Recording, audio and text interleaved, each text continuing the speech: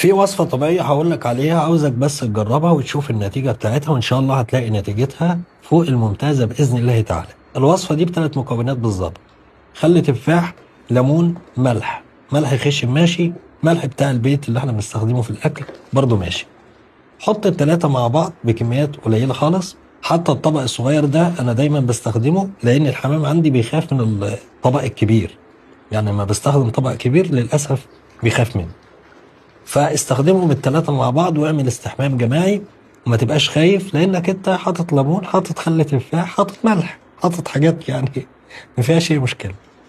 الادويه بتاعت الحشرات زي الاكتوموسرين، الافريزين، دول ممكن تقلق منهم.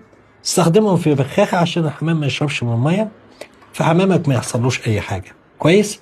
لكن الوصفه الطبيعيه دي استخدمها وقت استحمام الحمام، مش هتخلي عندك لا طفيلات خارجيه في الريش، ولا هتخلي حكه، ولا هتخلي التهابات في الجلد، ولا هتخلي دبان، ولا هتخلي اي شيء. زي ما انا وريتك كل الدبان سقط في الميه او نزل في الميه زي ما انت شفته كده. وشكرا، وخلاص على كده، والدنيا جميله زي الفل.